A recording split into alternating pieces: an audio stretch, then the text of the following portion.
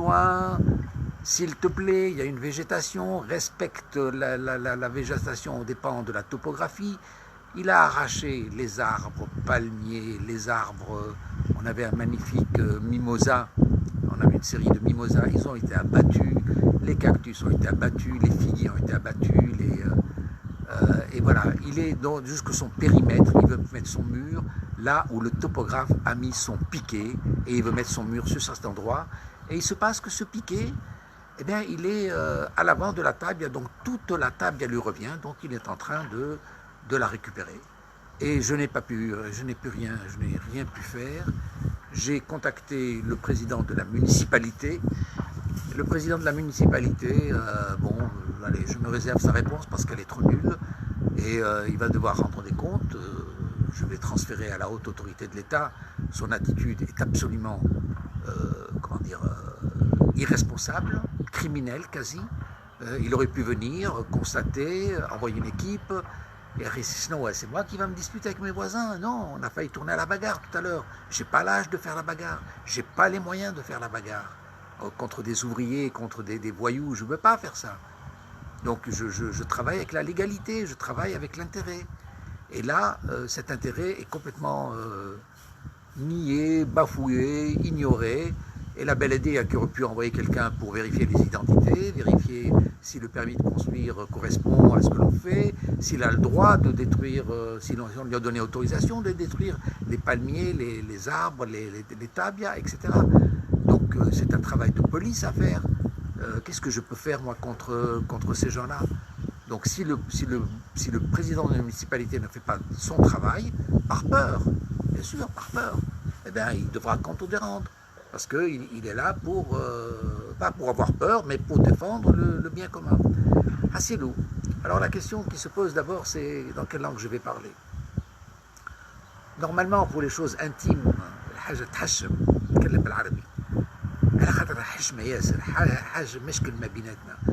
mais aujourd'hui, je vais parler en français parce que je vais renoncer à ce pays. Moi, je ne peux plus supporter. Je ne peux plus supporter. De toute façon, on m'a atteint dans mon identité, dans ma culture. Maintenant, on m'atteint dans ma nature. Donc, je vais parler dans la langue qui est entendue par les intellectuels. Mais ça me touche. À part quelques personnes qui appartiennent à l'élite. Et cette élite comprend le français. Donc, ça ne sert à rien de parler comme l'arabe. اليوم باش نتكلمكم بالسوري وباش نحكي لكم على الحكايه هذه. Donc هنا عمل la ligne topographique بتاعه et حب يعمل حيط sur cette ligne topographique, peu importe la végétation, peu importe les arbres, peu importe une tabia centenaire, peu importe l'intérêt vital, parce que vous savez bien, cette tabia protège une éponge d'eau. Donc si vous l'enlevez, elle va s'assécher, elle va fondre, le sable va fondre, et donc il n'y aura plus d'eau pour les raisins, il y aura plus, parce que chez nous les oliviers tiennent, parce qu'il y a encore un peu d'eau. Il faut savoir que Djerba n'a pas eu d'eau depuis 3 ans. 3 ans, imaginez 3 ans sans eau. Et si les oliviers tiennent chez nous, c'est parce qu'il y a encore cette éponge protégée par la tabia. Et maintenant, la conséquence, c'est-à-dire que si vous enlevez la tabia, le soleil va taper directement, le sable va fondre, il va couler, il va moins conserver l'eau, et il va y avoir des inondations. Donc ce sont des études d'impact. C'est le gouvernement qui le fait, c'est le gouvernement qui connaît ses intérêts stratégiques. C'est pas à moi de lui expliquer, c'est à lui de les appliquer. Et notre voisin prétend travailler avec une rukhsa, c'est-à-dire un permis de bâtir légal. Il me dit, je suis dans la légalité. Alors je veux bien le croire, parce que pour oser faire ça, il doit quand même avoir des documents. J'imagine difficilement qu'il fasse ça dans l'illégalité. Moi j'ai demandé à la municipalité de venir vérifier entre ceux qui lui ont accordé et ceux qu'il fait. Ils n'ont pas voulu venir. Donc ils viendront sans doute lorsque tout sera terminé. Et voilà. Donc j'ai un peu parlé avec des amis, et mes amis les plus chers m'ont dit, écoute, prends un médicament, calme-toi et oublie, parce que tu n'as aucune solution contre ces assassins, parce que ce sont vraiment des assassins contre la nation. Ils n'en ont rien à foutre, et je vais vous dire une chose,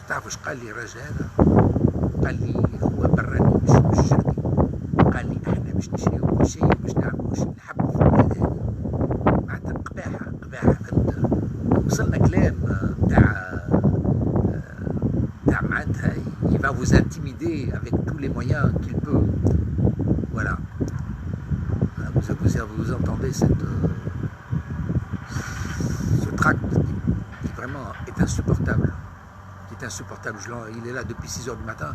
J'ai fait mes courses, je suis revenu là vers midi et demi, 1 h, et il continue à travailler, il continue à ravager. Je ne peux pas prendre de photos, je ne peux rien faire. Voilà. Alors, cette table, j'avais tellement de choses à vous dire, mais comme je n'ai pas structuré mon discours, j'ai tellement parlé de cette affaire-là que parfois j'oublie de dire l'essentiel. Voilà. Il a raclé la table jusqu'à toucher les fondations de notre maison, parce que nous avons une maison qui est malheureusement aux limites de la propriété. Et elle est sous un mimosa, sous un palmier. C'était magnifique, c'est très beau, c'est très modeste et c'est très beau. Et c'est très agréable, c'est plein de fraîcheur. Il faut voir ce que c'est. Il a cassé le mimosa, il a arraché le palmier, il a touché la butte, la fondation, là où il y a la gomme. Parce qu'autrefois, il construisait, vous savez, comme une cuvette pour les toilettes. Il a touché cette gomme, parce qu'elle serait sur son territoire. Alors moi, j'ignore comment les topographes ont fait les limites, mais c'est quand même... Et en fait, j'en ai parlé à un paysan chez nous, et il disait, oui, mais à l'époque, Abdeldaïm, quand il travaillait, dès qu'il y avait du sable en plus, il le mettait sur la table. Et donc, il a fini par conquérir le terrain du voisin. Et donc, le terrain du voisin est devenu énorme. Le voisin, c'était Bentili. Et c'est là où a poussé la magnifique tabia dont vous voyez les images. Donc, ce gars, il suit la ligne topographique, peu importe la végétation, il n'en a rien à cirer. Il abat les arbres. Alors le ministère de l'Agriculture lui a dit « Monsieur, vous ne pouvez pas couper les arbres, les palmiers ». Il a dit « Oh, je ne savais pas ». Mais par contre, là, il est très au courant de la loi. Hein. Par contre, quand il est convoqué pour des punitions, pour des pénalités, il dit ne pas être informé de la loi et qu'il a fait ça accidentellement. Or, il vient de détruire une vingtaine de palmiers. Alors, est-ce qu'il aura à rendre compte des palmiers? De toute façon, ça ne lui coûtera pas cher. Imaginons qu'il paye 300 dinars par palmier, ça lui fera quoi? 3 millions d'amendes? Ben, il vient de mettre 200 millions pour acquérir la terre. Qu'est-ce que c'est que 3 millions en plus? Il peut comptabiliser ça comme les frais de dossier. Hein. Donc ça rentre dans ses charges. Et voilà. Voilà, donc qu'est-ce que j'ai pu faire? Moi, je suis allé voir la municipalité. J'ai demandé si la municipalité faisait un travail légal. Je ne m'attaque pas à la personne, je m'attaque à la municipalité. C'est-à-dire que je ne mets pas en culpabilité ce voyou. Non, parce que lui, il travaille selon une autorisation de bâtir. Donc cette autorisation, que dit-elle? Moi, je n'ai pas accès à cette autorisation. Donc j'ai appelé la municipalité à vérifier et à dire si elle pouvait morceler un terrain agricole, si on pouvait construire des maisons à deux niveaux dans ce terrain agricole, si on pouvait casser les palmiers, les oliviers, les arbres, les tabias, si on pouvait déplacer le sable. Il a transposé plus de 200 camions de sable, je ne plaisante pas, je vous assure, il faut voir tout le sable qu'il a pris. Et le sable des tabias coûte de l'argent, mais comme lui c'est un entrepreneur, il l'utilise pour damer ses maisons. Donc voilà. Je vous dis, plus de 200 camions ont été emportés entre hier et aujourd'hui, je ne vous parle pas des autres dates, pour son service personnel. Voilà. Donc j'ai demandé, moi, à la municipalité, quelle est la légalité de cette autorisation de bâtir et venir observer. Parce qu'à Djerba, dans le terrain agricole, on n'a pas le droit de construire des murs. On ne peut pas construire de murs. Pourquoi? Parce que les murs empêchent le vent, abîment le paysage, et les vents sont utiles pour les paysans, puisqu'ils permettent le mouvement des volatiles et des herbes et des reproductions, de même qu'on ne peut pas reconstruire à 2 niveaux. Les maisons doivent être à 1 niveau. Pourquoi? Parce que les palmiers se marient. Quand je dis les palmiers se marient, ça veut dire qu'ils échangent, qu'ils fécondent, et, avec leurs plumes, avec leurs palmes, avec les vents. Donc si vous mettez des maisons à haute, ça empêche la liaison maritale, si on disons ça de manière simpliste. Mais donc la nature, la loi a des intérêts. Seulement la loi est défaillante sur le plan des tabias. Je ne sais pas comment on appelle ça, des dunes, des haies. Nous, c'est sacré. Pour les Djerbiens, on ne touche pas à la tabia. C'est un lieu d'humidité, c'est un lieu on ne peut pas toucher.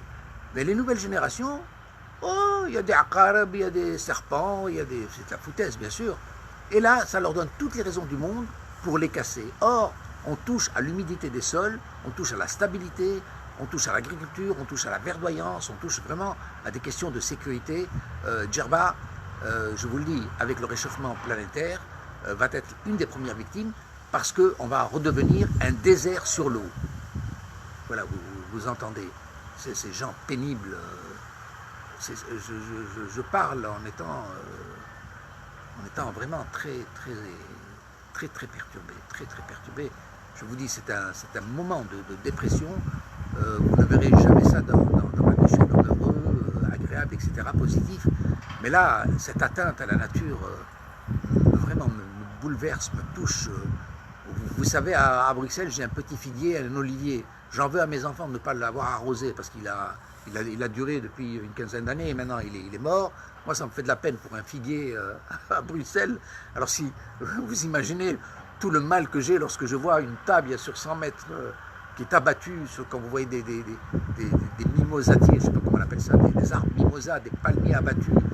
Vous voyez. Alors bon, il y a des critiques faciles, j'en ai rien à cirer.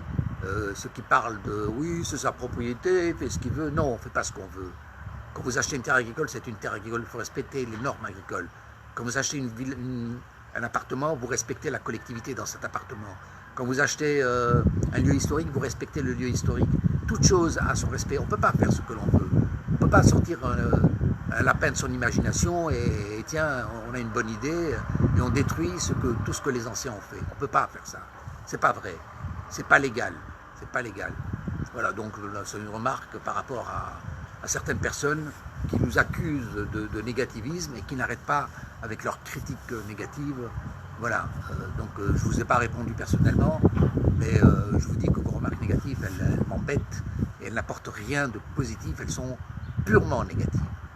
Voilà, Hassilou, qu'est-ce que j'ai encore à dire? J'ai plein de choses à dire, il faut m'inspirer, il faut me poser des questions, il faut me dire, m'orienter. Donc j'ai parlé de data, bien j'ai parlé de destruction, j'ai écrit à la municipalité, j'attends qu'ils bougent, mais ils viendront un peu plus tard. J'ai pris un avocat, malheureusement l'avocat il est très pris, je vais voir ce qu'on peut faire avec lui. J'ai contacté le ministère de l'Agriculture. Alors le ministère de l'Agriculture sont soucieux de quoi? De l'abattage des arbres. Donc pour eux c'est inadmissible qu'on admette des palmiers ou qu'on abatte des oliviers. Donc, alors comment prouver qu'il y avait des palmiers avant? Bien sûr on a les images Google. Mais est-ce qu'ils vont faire ce travail pour démontrer qu'il y avait des palmiers, des arbres et que ces arbres n'existent plus? Et ensuite, est-ce que c'est lui qui les a détruits? Donc il faut un constat. Mais personne n'est venu pendant qu'il y a ce bruit-là que vous voyez. Personne n'est là pour constater. Personne n'est venu. La municipalité n'a pas voulu envoyer une expert. Enfin, le président de municipalité n'a pas voulu envoyer quelqu'un pour faire un stop, pour vérifier les identités, vérifier le permis de construire, vérifier les travaux. Et on est peut-être face à quelque chose de très grave et, comment dire, on ne peut plus revenir dessus. Définitif. Donc il faut à un moment prendre des décisions urgentes pour stopper. Et quelqu'un m'a dit, vous savez, j'ai fait mon expérience de terrain, m'a dit non, il ne fallait pas voir le président de municipalité qui n'a pas de pouvoir. Celle-là, elle est bonne. Hein. Qu'on me dise que le président de municipalité n'a pas de pouvoir, sinon le président de municipalité il n'a pas de pouvoir. Tiens, un coup de téléphone, il parle au président de la République, il parle au ministère de l'Intérieur, il parle au juge, il parle à qui il veut. C'est lui qui a la puissance. Qu'est-ce que vous venez me raconter qu'un président de municipalité n'a pas de pouvoir? Il a les contacts que ni vous ni moi n'avons. Alors, en tout cas, la personne de bonne foi qui voulait m'aider m'a dit en fait il faut contacter le juge cantonal. Le juge cantonal. Et je dépose mon dossier en espérant qu'il prenne une décision d'urgence. Alors le juge cantonal Khalid Nieb, je crois, je ne sais plus comment on appelle ça. Lui, paraît-il, aurait pu stopper les travaux. Bon, je vous donne l'information, parce que si jamais quelqu'un devait avoir ce type de difficulté, vous voyez que notre président de municipalité n'a pas de, comment dire, n'a pas de boule, hein, rien, il n'a pas mechlège, il est irresponsable. Donc, est-ce qu'à ce moment-là, il faut aller devant un juge? Mais le juge, sur la base de quel constat? Il faut un constat. Il va prendre une décision comme ça. Peut-être que vous êtes un merveilleux blagueur. Donc là encore, juge Niel, le juge cantonal, c'est intéressant. Mais il doit baser sa décision sur une autorité assermentée. Si le ministère de l'Agriculture lui dit « Ah oui, effectivement, on constate qu'il faut prendre une décision d'urgence », oui, il le prend. Mais si moi, j'arrive et que je dis « Monsieur, on est en train de détruire la tabia commune et je ne sais pas si on est en train de respecter ceci ou cela », mais qui me prouve que vos paroles sont justes. Vous êtes peut-être un merveilleux acteur, et c'est possible, il n'est pas en tort. Donc vous voyez, cette Tunisie, elle perd les pédales, elle perd le droit, elle perd le sens de la décision judiciaire. Et quand vous n'avez plus d'État, qu'est-ce qui reste? Moi, je suis un couillon de pacifiste, je n'ai jamais utilisé la violence de ma vie, mais d'autres, ils prennent les armes, hein, et vous pouvez pas leur reprocher de prendre les armes, hein, pour se défendre, mais aussi pour attaquer. Et donc, on n'est plus dans un pays civil, on devient dans l'anarchie, on devient dans un état de guerre, si l'État n'est plus là. Voilà. Alors, autre chose, oui, bon, ça c'est plus familial. J'en parlerai à ma famille s'ils jamais ils me contactent, parce qu'eux sont concernés. Eux aussi sont concernés. Alors, j'essaye de dire quelque chose par rapport à l'intérêt naturel et aussi par rapport à l'intérêt civil. Parce que ce qui m'arrive, moi, aujourd'hui, qui arrive à me dégoûter de ma racine, de mon pays, de mon identité, voilà, j'en suis là. Je n'appartiens pas aux mêmes gens que ce tracteur, c'est pas possible. D'ailleurs, il me le fait sentir. Je vous l'ai dit, sa remarque a été de dire on va tout vous acheter et on va faire ce qu'on veut. Mais attends, nous avons un système rural, un système agricole, un système coutumier, un système ancestral, historique, qui est basé sur l'expérience. Donc c'est ça qu'il faut transmettre. Toi, tu arrives de ton désert, tu t'es enrichi à faire de la spéculation, et tu voudrais faire ce que tu veux, mais est-ce que tu as une perspective? Est-ce que tu as plutôt une projection, une prospective? Est-ce que tu sais comment se dessine l'avenir? C'est ça la question, est-ce que tu sais? Tu viens de nulle part. Tu viens de nulle part. Donc tu n'as pas cette projection. Tu viens avec tes 40 ans d'existence, c'est pas le patrimoine ou l'expérience de tes aïeux ou de ta famille ou de l'État, etc. Voilà. Voilà, donc je vous fais une petite présentation sous le sang abominable des Thrax, abominable, insupportable. De temps en temps, vous entendez des gros grincements parce qu'ils touchent la roche ou ils touchent le bois. Alors ça fait des grincements horribles. Ceux qui connaissent la nature, pour eux, ça doit être... enfin, comprennent ce que je veux dire et c'est vraiment insupportable lorsque une racine craque sous le poids de l'acier, sous la force de l'acier. Voilà. Donc je vous prends un témoin. Maintenant, qu'est-ce qu'il faut faire? Moi, je me suis trouvé impuissant. J'ai rien pu faire. Il y a eu un discours de violence. Je ne peux pas tenir la violence. J'ai pas l'âge, j'ai pas la force. Je peux pas. J'ai essayé de faire ce que j'ai pu. J'ai essayé de donner des arguments fraternels, amicaux, de voisinage, de science, d'utilité, de beauté, d'intérêt commun. Ça n'a pas marché. Je n'ai rien réussi. Le gars, il dit ça c'est à moi, je vais faire un mur là, je vais détruire là. Un point, c'est tout, c'est fini. La municipalité ne veut pas m'aider, personne ne veut venir soutenir, donc je suis impuissant. Il n'y a rien à faire. J'ai composé un dossier, bien sûr, autant que possible. J'ai fait des plaintes, bien sûr.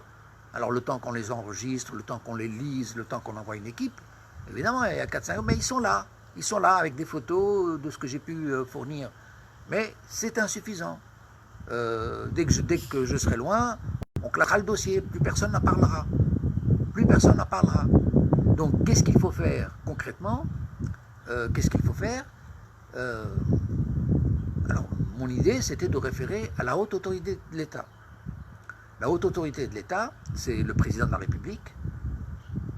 Et malheureusement, je vais devoir attaquer le président de la municipalité. Parce que le président de la municipalité n'a pas fait son travail. Et la municipalité n'a pas fait son travail. Quand elle a délivré un permis de construire, elle n'a pas fait son travail. Et quand elle a délivré un permis de construire, elle n'a pas encore fait son travail en venant vérifier si les travaux correspondaient à l'accord. Donc il y a surtout clairement une erreur totale de la municipalité. Alors deuxième segment, c'est le ministère de l'Agriculture. C'est donc contacter le ministre de l'Agriculture et lui dire que nous sommes dans une région rurale. Alors l'intérêt de la région rurale, ce sont les paysages. C'est le vital, c'est l'écosystème. C'est pas uniquement la patate qu'on va manger, hein, parce que nous, les figues, elles meurent en tombant par terre, etc. Donc beaucoup de fruits meurent. C'est pas ça le vital. Le vital, ce sont les ressources d'eau, c'est l'épongeage, c'est l'impact, c'est la beauté des paysages.